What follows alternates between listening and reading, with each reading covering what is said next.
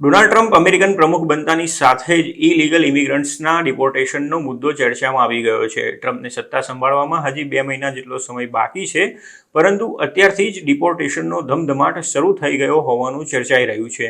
Focus ન્યૂઝના એક report પ્રમાણે federal immigration જજીસ દ્વારા અમેરિકામાં રહેતા 1.4 મિલિયન ઇલીગલ ઇમિગ્રન્ટ્સને ડિપોર્ટ કરી દેવાનો આદેશ આપવામાં આવ્યો છે.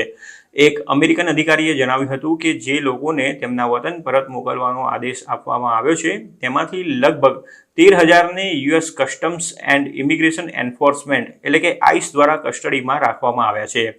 કસ્ટડીમાં માત્ર થોડા હજાર ઇમિગ્રન્ટ્સ છે અને તેમને દૂર કરવાનો આદેશ હોવા છતાં ઘણા બધા ઇમિગ્રન્ટ્સ ઇલીગલી યુએસમાં રહે છે. જોકે તેમાંથી કેટલા લોકોને સ્થાનિક કે રાજ્ય કસ્ટડીમાં રાખવામાં આવ્યા છે તેના આંકડા ઉપલબ્ધ નથી. 1.4 મિલિયન આંકડાનો અર્થ એ છે કે જેમના ડિપોર્ટેશનનો આદેશ આપવામાં આવ્યો છે તેમના ઇમિગ્રેશન કેસોની સુનાવણી અને નિર્ણય લેવામાં આવ્યો છે. કેટલાક પાસે હજુ પણ અપીલ કરવા માટે વિકલ્પો ઉપલબ્ધ હોઈ શકે છે, તેમ એક અધિકારીએ જણાવ્યું હતું.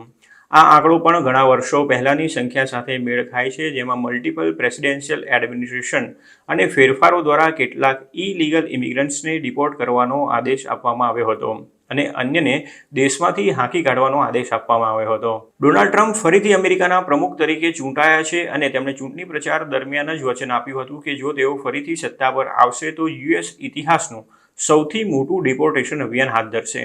જાન્યુઆરીમાં તેઓ સત્તા પર પાછા આવશે ત્યારે પોતાના માસ ડિપોર્ટેશનના અભિયાનમાં તેઓ ક્રિમિનલ ઇલીગલ ઇમિગ્રન્ટ્સ પર વધારે ધ્યાન કેન્દ્રિત કરશે.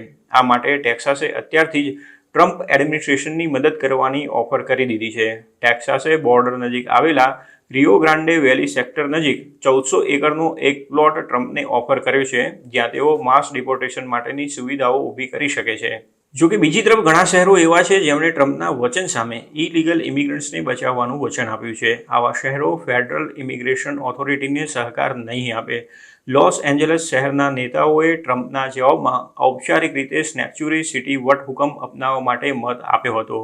સિટી હોલમાં મતદાનની મિનિટો પછી લોસ એન્જલસ યુનિફાઈડ સ્કૂલ ડિસ્ટ્રિક્ટે પણ સ્નેક્ચુરી ડિસ્ટ્રિક્ટ બનાવવા માટે મતને મંજૂરી આપી હતી, જેનો અર્થ થાય છે કે જિલ્લાના કર્મચારીઓને સ્ટુડન્ટ્સના ઇમિગ્રેશન સ્ટેટસ વિશેની માહિતી શેર કરવા સહિત ઇમિગ્રેશન સત્તાવાળાઓ સાથે સ્વેચ્છાએ પાલન કરવા પર પ્રતિબંધ મૂકવામાં આવ્યો છે. ઉલ્લેખનીય છે કે ડોનાલ્ડ ટ્રમ્પ આ વખતની ચૂંટણીમાં શરૂઆતથી જ માસ ડિપોર્ટેશનની વાતો કરી રહ્યા હતા, પરંતુ એક્સપર્ટ્સનું કહેવું છે કે તેમનું આ અભિયાન અત્યંત ખર્ચાળ તો રહેશે જ, પરંતુ તેની સાથે સાથે તેમાં કાનૂની સહિતના ઘણા બધા પડકારો પણ આવશે. ઘણા રાજ્યો ટ્રમ્પનું સમર્થન કરી રહ્યા છે, પરંતુ ઘણા રાજ્યો તેમનો વિરોધ પણ કરશે. માસ ડિપોર્ટેશનના ખર્ચ વિશે તો ટ્રમ્પે કહ્યું હતું કે ભલે ગમે તેટલો ખર્ચો થશે, પરંતુ તેઓ માસ ડિપોર્ટેશન હાથ ધરીને જ રહેશે, કેમ કે એડમિનિસ્ટ્રેશન પાસે બીજો કોઈ વિકલ્પ નથી. આ ઉપરાંત ડોનાલ્ડ ટ્રમ્પ અમેરિકાની વિવિધ એજન્સીઓની મદદ લેશે અને યુએસ મિલિટરીની મદદ લેવામાં પણ ખચકાશે નહીં.